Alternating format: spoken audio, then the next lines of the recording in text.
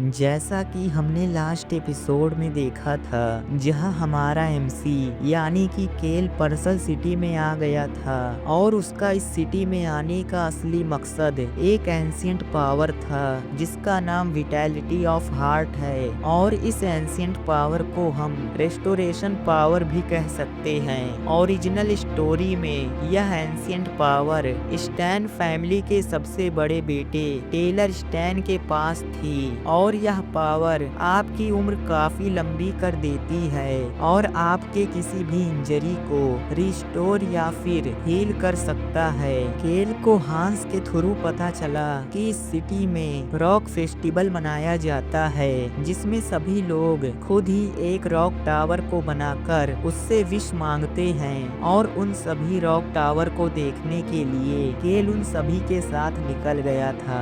और अब आगे तभी अगले सीन में हम देखते हैं जहां केल रॉक टावर को देखने के लिए वहां पर आ गया होता है और इतनी ज्यादा गर्मी को देखकर अपने मन में कहता है आज तो कुछ ज्यादा ही गर्मी है। तभी वह अपने आसपास देखने लगता है जहां उसकी नजर दो लोगों पर पड़ती है जिनमें से एक व्हील चेयर पर होता है, जिन्हें देखकर केल कहता है तो यह दोनों यहाँ पर हैं। हमें उन दोनों का इंट्रोडक्शन दिया जाता है जिनमें से एक मार्केस स्टैन फैमिली का सबसे बड़ा बेटा टेलर होता है और दूसरी केज जो एक प्रिस्टेस होती है, जिन्हें देखकर केल अपने मन में कहता है मैं यहाँ पर रॉक टावर को देखने के लिए आया था, लेकिन मुझे यकीन था कि अगर मैं यहाँ पर आऊंगा तो मैं जरूर इन दोनों से मिल पाऊंगा, लेकिन सिर्फ मुझे ही पता है कि वे दोनों कैसे दिखते हैं। तभी टेलर केज से कहता है केज तुम आखिरकार यहाँ पर क्यों आना चाहती थी। यह सुनकर केज परेशान होते हुए कहती है मुझे कुछ बकवास मैसेज की वजह से यहाँ पर आना पड़ा जो गॉड की तरफ से था और मुझे हर रात को एक ही तरह के सपने आते थे कि मुझे यहाँ पर आना चाहिए और उन्होंने मुझे बताया कि हमारे फ्यूचर बेनिफिक्टर यहाँ पर मिलेंगे जो हमारी काफी ही ज्यादा मदद करेंगे, लेकिन फिर भी उन्होंने हमें उसके बारे में कुछ भी नहीं बताया और यहाँ तक कि वह उसके बारे में कुछ भी नहीं जानते थे। तभी टेलर कहता है क्या गॉड भी उस पर्सन के बारे में प्रेडिक्ट नहीं कर सकते। यह सुनकर केज कहती है मुझे नहीं पता क्योंकि गॉड की आधी से ज्यादा बातें बकवास ही होती हैं। यह सुनकर टेलर कहता है तुम्हें गॉड के बातों को बकवास नहीं कहना चाहिए और क्या तुम्हें यह सीक्रेट नहीं रखना चाहिए कि तुम गॉड के बातों को सुन सकती हो। केज कहती है मुझे इससे कोई भी फर्क नहीं पड़ता क्योंकि गॉड ने इस सिटी को अबेंडन कर दिया और अभी हमारी जैसी सिचुएशन है क्या उन्हें यह सब देखकर मजा आता है और वैसे भी मुझे अभी भूख लगी है इसलिए चलो कुछ खाने के लिए। तभी टेलर कहता है केज मुझे अचानक से बियर पीने का मन कर रहा है। यह सुनकर केज कहती है क्या सच में, तो मुझे भी स्मोक पोर्क खाने का मन कर रहा है। तभी अचानक से वह दोनों हंसने लगते हैं और टेलर कहता है यह काफी अच्छा कॉम्बिनेशन है इसलिए चलो इसे खाने के लिए। और केज भी कहती है तो ठीक है मैं अपने सिंसेरिटी के साथ आपको एस्कॉर्ट करूंगी और फिर वह दोनों वहां से जाने लगते हैं, जिन्हें देख कर केल अपने मन में कहता है मुझे उन दोनों के फेस याद है और वैसे भी वह दोनों नहीं जानते कि मैं कौन हूँ इसलिए मुझे उन्हें नजरअंदाज करना चाहिए। तभी हांस केल से कहता है यंग मास्टर केल मैंने अभी अभी मार्केस स्टैन फैमिली के सबसे बड़े बेटे को देखा। यह सुनकर केल काफी ही ज्यादा हैरान हो जाता है और फिर हांस की तरफ मुड़ते हुए उससे कहता है क्या तुम उसे जानते हो। हांस भी खुश होते हुए कहता है मुझे सभी नोबल्स के इंफॉर्मेशन पता है जो अभी के लिए मेरे दिमाग के अंदर है और वह पर्सन जो व्हील चेयर पर बैठा था उस पर लगे रेड स्नेक को देखकर मुझे तुरंत ही पता चल गया कि वह कौन है। तभी केल कहता है हांस तुम सभी कामों में बेकार हो लेकिन फिर भी तुम्हें काफी कुछ पता है। यह सुनकर हांस हंसते हुए कहता है तो अब आप क्या करेंगे? यह सुनकर केल कहता है, हमें बस उन्हें इग्नोर करना है। अगले सीन में हम देखते हैं जहाँ केल उन सभी के साथ रॉक टावर के पास पहुंच गया होता है, जहाँ काफी सारे लोग रॉक टावर के सामने बैठकर विश मांग रहे होते हैं। उस जगह को देखकर केल अपने मन में कहता है, मैंने जितना सोचा था यह जगह उससे भी ज्यादा नॉर्मल है। मुझे जैसी उम्मीद थी यह जगह वैसी नहीं है, क्योंकि मुझे लगा था कि यहाँ पर कुछ एंशिएंट आर्किटेक्चर होंगे, लेकिन फिर भी यह जगह काफी नॉर्मल है। हम उन्हीं दोनों कैट को देखते हैं जो काफी ही ज्यादा उदास होते हुए कहते हैं, मुझे सच में काफी बुरा लग रहा है, क्योंकि यह जगह मैंने जैसा सोचा था वैसा नहीं है। तभी अचानक से चोइहान उन सभी रॉक टावर की तरफ जाने लगता है, जिसे जाता हुआ देखकर केल अपने मन में कहता है, मुझे लगता है कि वह वहाँ पर विश मांगने के लिए जा रहा है। हम देखते हैं जहाँ चोइहान उन सभी रॉक टावर के सामने खड़ा होकर अपने मन में विश मांगने लगता है, जिसे विश मांगता हुआ देखकर केल अपने मन में कहता है, मुझे यकीन है कि उसका विश होगा कि वह जल्द से जल्द अपने घर पर वापस लौट जाए, क्योंकि चोइहान मुझसे काफी अलग है, यानी कि किम रोक्सू से। वह ऐसा पर्सन है जो एक हैप्पी फैमिली में बड़ा हुआ है, जिसकी वजह से वह अब तक इस तरह के हेल्पलेस सिचुएशन में अपने आप को सरवाइव कर पाया है। तभी चोइहान केल से कहता है, यंग मास्टर केल। केल भी कहता है, क्या हुआ? तभी चोइहान आगे कहता है, मुझे एक रिपोर्ट बनाना है, जिसके लिए मैं आपसे कुछ क्वेश्चन पूछना चाहता हूँ। यह सुनकर केल परेशान होते हुए अपने मन में कहता है, मुझे काफी बैड फीलिंग आ रही है। और फिर चोइहान से कहता है, तो ठीक है, इसलिए मुझसे अपने पहले क्वेश्चन को पूछो। तभी चोइहान उन रॉक टावर की तरफ इशारा करते हुए कहता है, क्या आपको विश मांगने के लिए नहीं जाना है? चोइहान के क्वेश्चन को सुनकर केल एक राहत की सांस लेते हुए कहता है, मैं काफी परेशान हो गया था कि यह मुझसे किस तरह का क्वेश्चन पूछना चाहता है। तभी केल चोइहान से कहता है, मुझे कोई भी विश नहीं मांगना। यह सुनकर चोइहान कहता है, आखिरकार क्यों नहीं? तभी केल कहता है, सभी लोग विश इसलिए मांगते हैं क्योंकि उनके अंदर किसी चीज के लिए उम्मीद या फिर किसी चीज को पाने के लिए चाहत होती है। लेकिन क्या किसी चीज को पाने की चाहत या फिर उम्मीद के बिना लाइफ ज्यादा आसान नहीं है? और फिर उन सभी रॉक टावर की तरफ देखते हुए अपने मन में कहता है, जब हम एक लॉटरी टिकट को स्क्रैच करते हैं तो हमें उम्मीद होती है कि हम 100 वान जीत जाएंगे, लेकिन अगर हम 500 वान जीत जाते हैं तो हमें काफी अच्छा फील होता है और हम काफी ही ज्यादा खुश हो जाते हैं। लेकिन अगर हम ग्रैंड प्राइज जीतने की उम्मीद रखते हैं और फिर 100 वान जीत जाते हैं तो हमें काफी बुरा फील होता है और हमें काफी गुस्सा आता है। केल की बात को सुनकर हांस केल के कंधों पर हाथ रखते हुए केल से कहता है, यंग मास्टर, आपने एकदम सही कहा, क्योंकि इस वर्ल्ड में ड्रीम्स या होप्स जैसी कोई भी चीज नहीं है। हांस की बात को सुनकर केल हांस से कहता है, बकवास करना बंद करो और जल्दी से यहाँ से चलो। यह सुनकर हांस खुश होते हुए कहता है, यस सर, और फिर उन दोनों कैट के साथ वहाँ से जाने लगता है। तभी चोइहान केल से कहता है, फाइनली मुझे आपको कुछ रिपोर्ट करना है कि असल में ड्रैगन सिटी के अंदर एंटर कर चुका है। यह सुनकर केल वहाँ से जाते हुए कहता है, बस तुम ऐसा दिखावा करो कि तुमने उसे देखा नहीं है। यह सुनकर चोइहान कहता है, ठीक है, हम केल को देखते हैं जो काफी परेशान होता है और फिर अपने पीछे देखते हुए कहता है, मुझे यकीन नहीं हो रहा कि वह हमें फॉलो करते करते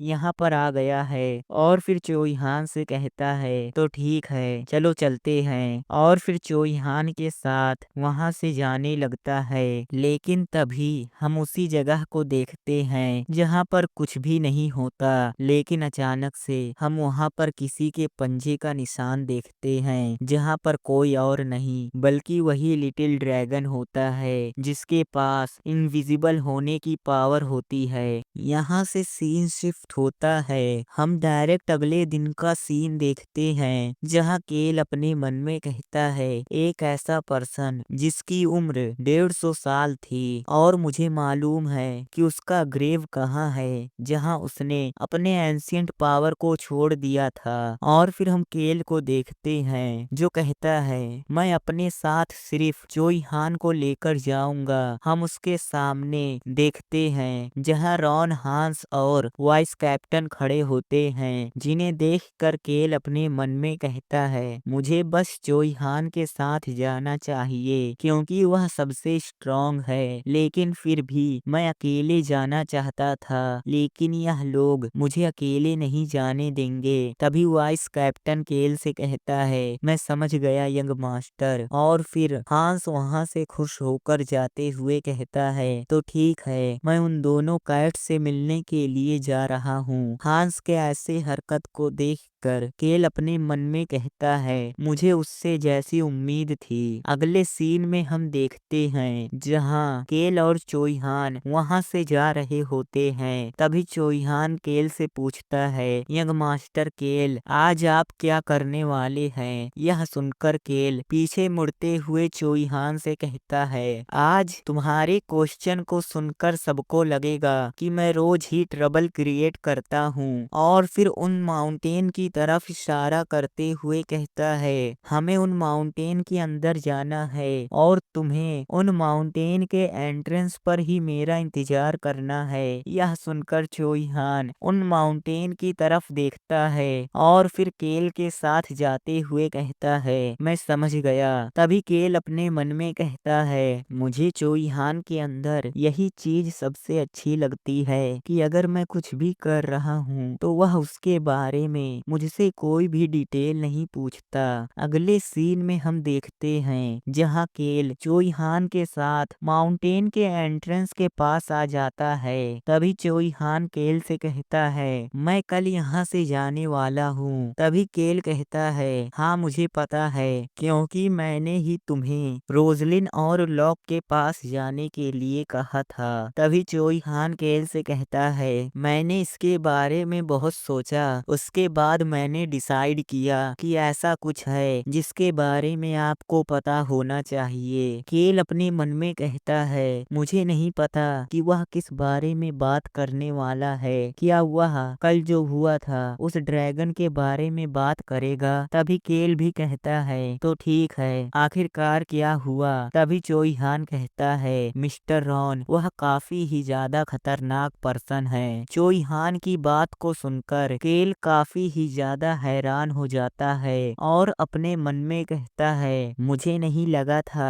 कि वह अचानक से मुझसे ऐसा कुछ कहेगा, लेकिन मुझे ऐसा प्रिटेंड करना है कि मुझे कुछ नहीं पता। तभी केल बिना किसी रिएक्शन के चोइहान से कहता है तो क्या हुआ। यह सुनकर चोइहान चिल्लाते हुए केल से कहता है कि आपको हैरानी नहीं हुई, रॉन हमेशा ब्लड में कवर रहता है और वह काफी ही ज्यादा स्ट्रॉन्ग है जिसके हाथों में हमेशा ब्लड ही लगा रहता है। और मुझे लगा कि यंग मास्टर केल को इसके बारे में पता है। चोइहान को लगा कि मुझे नहीं पता है कि रॉन कितना स्ट्रॉन्ग है क्योंकि जब हम ड्रैगन को बचाने के लिए जा रहे थे तो मैं उसे अपने साथ आखिरकार क्यों नहीं लेकर गया। लेकिन फैक्ट यह है कि उसने सोचा कि मैं रॉन के स्ट्रेंथ के बारे में कुछ भी नहीं जानता या फिर रॉन मुझे 18 सालों से सर्व कर रहा है लेकिन फिर भी मैं उसके ऊपर ट्रस्ट नहीं करता। और इन सभी बातों को सोचकर चोइहान को ऐसा लगा कि मुझे रॉन के स्ट्रेंथ के बारे में नहीं पता। तभी चोइहान केल से कहता है मुझे ऐसा लगा कि आपको रॉन के ट्रू स्ट्रेंथ के बारे में नहीं पता और इसी वजह से मैं आपको इन सभी बातों को बता रहा हूँ। तभी केल चोइहान से कहता है मुझे नहीं पता था कि रॉन इतना स्ट्रांग है। यह सुनकर चोइहान केल से कहता है वह काफी ही ज्यादा स्ट्रांग है और वह काफी ही ज्यादा चालाक है, और इन सभी बातों को जानने के बाद भी क्या आप अभी भी उसे अपने साइड पर रखेंगे? यह सुनकर केल चोइहान से कहता है तुम और रॉन बिल्कुल एक जैसे हो। यह सुनकर चोइहान कहता है क्या? तभी केल आगे कहता है तुमने मुझे बताया कि रॉन काफी स्ट्रांग है, लेकिन क्या उसने तुम्हारे साथ कुछ बुरा किया है या फिर तुम्हें हर्ट किया है? यह सुनकर चोइहान केल से कहता है ऐसा इसलिए है क्योंकि तभी उसके पास कोई भी जवाब नहीं होता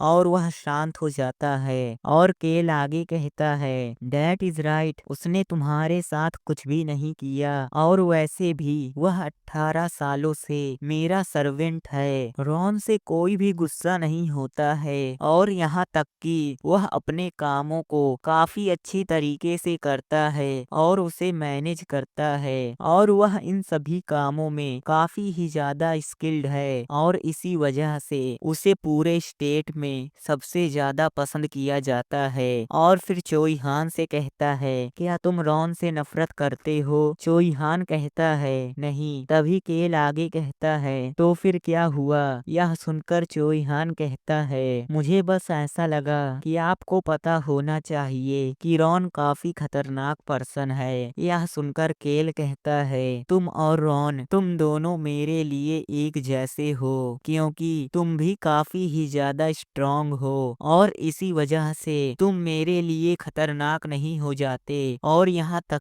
कि तुमने मुझे किसी भी तरह से चोट नहीं पहुंचाया। और यही चीज रॉन के भी ऊपर अप्लाई होती है क्योंकि वह 18 सालों से मेरा सर्वेंट है, लेकिन फिर भी उसने मुझे कभी भी चोट नहीं पहुंचाया। तभी हम देखते हैं जहां उन दोनों की बातों को रॉन पेड़ के ऊपर बैठकर सुन रहा होता है। तभी केल आगे कहता है और इसी वजह से तुम और रॉन मेरे लिए एक जैसे हो, और रॉन काफी लंबे समय से मेरा सर्वेंट है और तुम यहाँ बस मुझे पे बैक करने के लिए आए हो। और फिर अपने मन में कहता है मुझे लगता है कि टाइम हो गया, इसलिए मुझे जल्दी करनी होगी। और फिर चोइहान से कहता है अगर कुछ और कहने को नहीं है तो मैं यहाँ से चलता हूँ और तुम मुझे फॉलो मत करना। तभी हम चोइहान को देखते हैं जिसके पीछे रॉन पेड़ के ऊपर से नीचे की तरफ कूदता है और फिर चोइहान से कहता है क्या तुमने उनके सभी बातों को सुना? वह ऐसे कोई हैं जिनको मैंने खुद ही बड़ा किया है और उनके सभी डायपर्स को बदला है। तभी अचानक से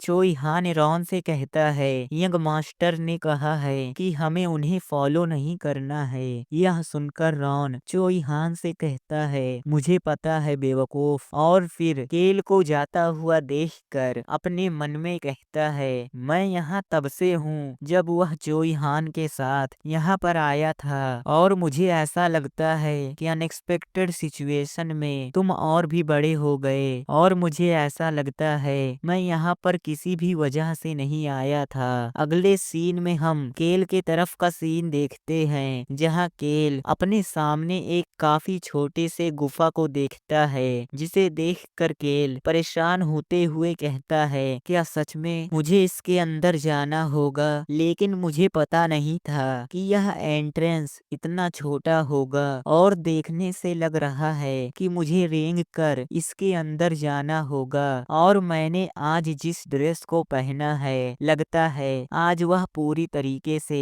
खराब होने वाला है। अगले सीन में हम देखते हैं जहां केल काफी मुश्किलों के बाद उस छोटे से गुफा के अंदर आ गया होता है। तभी उसे विंड का काफी पावरफुल प्रेशर फील होता है, जिसे फील कर कर केल अपने आसपास देखता है और अपने मन में कहता है मैंने जितना सोचा था यह जगह उससे भी ज्यादा बड़ी है, और यहाँ पर हवा का प्रेशर काफी ही ज्यादा है, जिसकी वजह से मुझे ऐसा फील हो रहा है कि यह गुफा कभी भी कोलैप्स हो सकती है। लेकिन अगर मैंने उस एंशिएंट पावर को गेन कर लिया तो मैं और भी ज्यादा पावरफुल हो जाऊंगा। जाऊंगा। और फिर मुस्कुराते हुए अपने मन में कहता है, बिना केज की हेल्प के टेलर कभी भी नोवेल के अंदर इस एंशिएंट पावर को रिसीव नहीं कर पाता, लेकिन नोवेल के अंदर यह एंशिएंट पावर टेलर के पास थी, लेकिन अब जल्द ही यह पावर मेरे पास आने वाली है। तभी हम ब्लैक ड्रैगन को देखते हैं जो चिल्लाते हुए केल से कहता है, नहीं तुम्हें चोट लग सकती है। और फिर केल की तरफ आगे बढ़ते हुए कहता है, तुम काफी ही ज्यादा कमजोर हो। लेकिन उसे तभी काफी ही ज्यादा पावरफुल प्रेशर फील होता है, जिसकी वजह से ब्लैक ड्रैगन आगे की तरफ नहीं बढ़ पाता।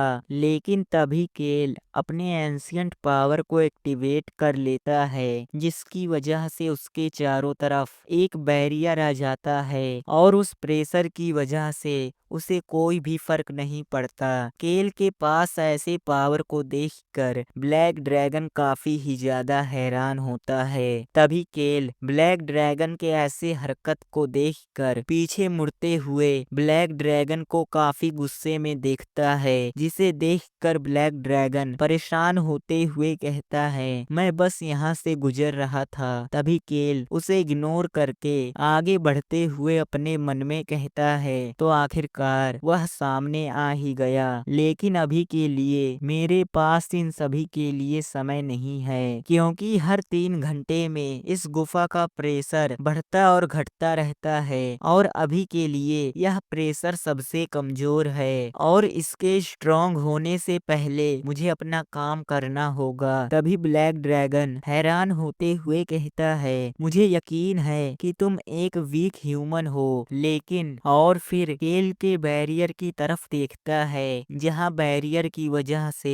केल को उस प्रेशर की वजह से कोई भी फर्क नहीं पड़ रहा था। केल के पास ऐसे पावर को देखकर ब्लैक ड्रैगन हैरान होते हुए कहता है, क्या सच में इस तरह का पावर इस वर्ल्ड में एग्जिस्ट करता है। तभी हम देखते हैं जहां अचानक से हवा का प्रेशर बढ़ जाता है, जिसकी वजह से केल को आगे बढ़ने में काफी परेशानी होने लगती है। लेकिन शील्ड काफी पावरफुल होता है, जिसकी वजह से इतने प्रेशर के बाद भी वह टूटता नहीं और प्रेशर को कम करने के लिए केल शील्ड को छोटा कर लेता है, जिसकी वजह से उस पर पड़ने वाला प्रेशर कम हो जाता है और केल आसानी से आगे की तरफ बढ़ने लगता है। तभी अचानक से उसे किसी की आवाज आती है, जहां वह रोते हुए कहता है, मुझे सच में काफी ही ज्यादा पछतावा है। आवाज को सुनकर केल हैरान होते हुए अपने मन में कहता है, मैंने इसी तरह के वॉइस को उस ट्री के पास सुना था